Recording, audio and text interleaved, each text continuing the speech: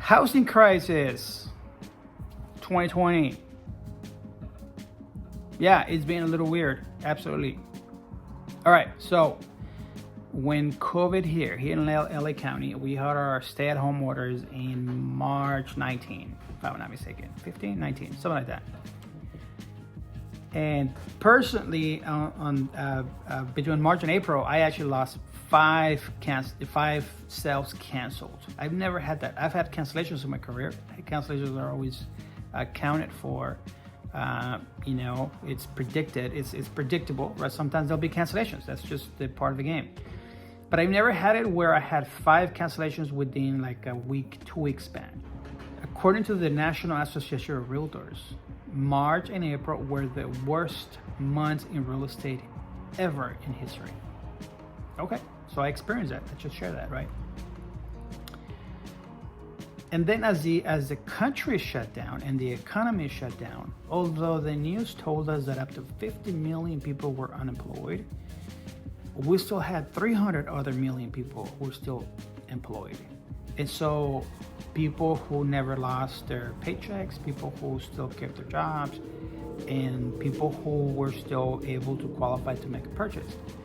So in May, June, July, gradually, the federal government started to lower the lending in interest rates so lending is more affordable. It was really designed, in my opinion, to entice the economy, to entice people to keep buying, particularly homes, to borrow because it's so cheap to borrow, but it creates revenue, particularly in properties.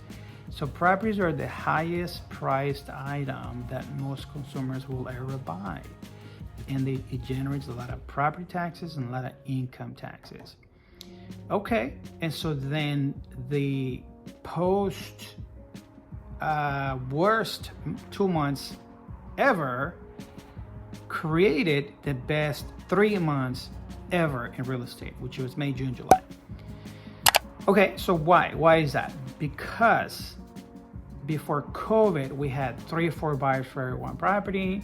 They lowered the interest rates in May sometime, late April, early May, and then now we have more buyers for one property. Some sellers were scared and didn't go in the market to sell. So then we have now more buyers, still less properties. And then people who were on the market for sale decided to take the properties off the market. So then there was even less properties and more buyers. And then in June, they lowered the interest rates again, late May, early June. Same thing in July. And so then the lower the interest rates, the more buyers that came out to buy. Because now, as an example, if you qualify for $500,000, now you may qualify for $650,000, $700,000 with a very similar payment, if not the same, because the interest rate is so cheap. It's so cheap to borrow money in today's market conditions. Okay, and then having said all that, nowadays the number one question I'm getting is that, hey, the market's gonna crash, or I heard the market's gonna crash in 2021. Or what do you think? I think I'm gonna wait until 2021 when the market crashes so I could get a better deal. Okay, so then don't take this from me. I went in and actually talked to a very smart guy.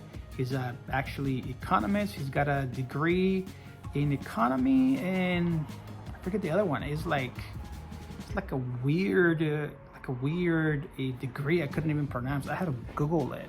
I don't even remember it right now. My opinion was, the market's not going to crash in 2021. I don't foresee that, but we don't know. One of the reasons would be it's those people who lost their jobs, who are unable to keep up with their mortgage payments. With the high demand that we have right now, property values have just shot up real high.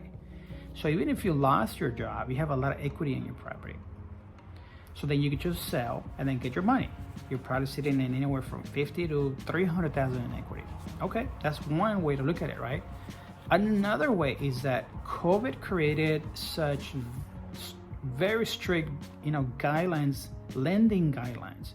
It's cheaper to borrow money, but not necessarily easier, because banks and insurance they don't want to take a risk of just giving you a loan because it's cheap to borrow. They want to make sure they're going to be able to make the payments. So they look at employment stability. How is COVID going to affect your employment stability and you being able to keep this property? So now it's stricter now, rather, to qualify for a loan. It's fair, but it's strict.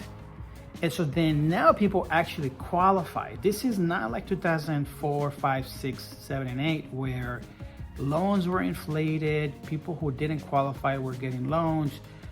People who misrepresented $100,000 income only made 50% of that, and they created this big bubble, and then now the bubble burst, and so then we know what happened in 2008. That's not the case here.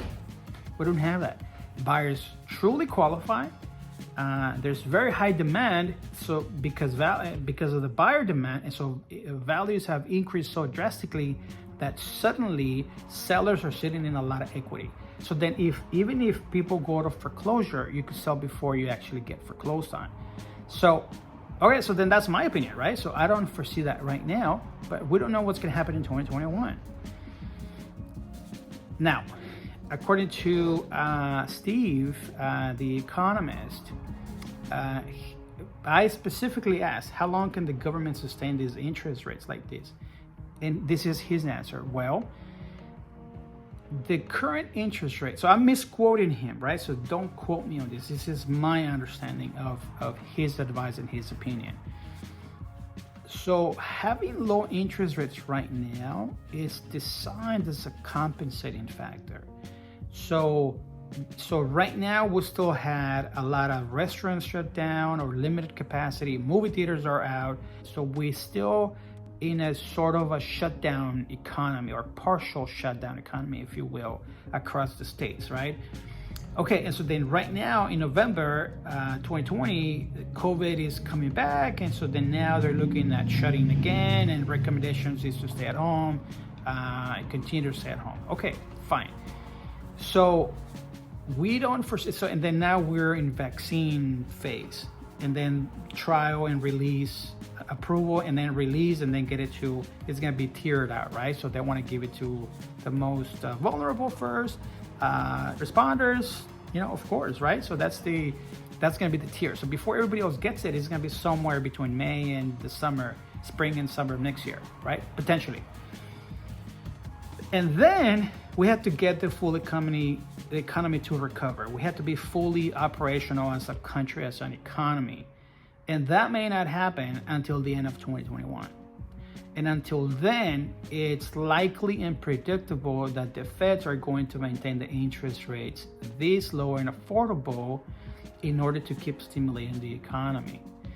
Okay, and for me, the indicator could be that we're at fully operational economy. It's movie theaters, right? We love going to the movies in our family. And so I don't foresee that being open right now, although I've heard of some movie theaters that are doing some private showings. But, the point is, when they're fully operational, when we're back to actual normal prior to COVID life, right? So those are my thoughts. 2021 crisis, I don't know. The true crisis really is that we don't have enough homes. If you're looking to sell your home, now is the time. It's never been a better time for a seller. Also, it's never been a better time for a buyer because it's so cheap to buy a house. And so you could buy more home with the same mortgage payment because of the interest rate being so low. So, I don't know. What do you think? Maybe you could share with me, text me, email me, put it in the comments, and then we could have a conversation about that. Reach out anytime. I'm always available. If you're looking to sell your home in Los Angeles County, I'm always available. Call me anytime, interview me, and then it will take it from there. If you are out of Los Angeles County, call me anyway. I could find something for you locally. Okay, cool. I hope you like this video. Please give it a like. Do me a favor. I know YouTube likes, if you will. Cool. And then subscribe. All right. Thank you. Talk soon. See you next video.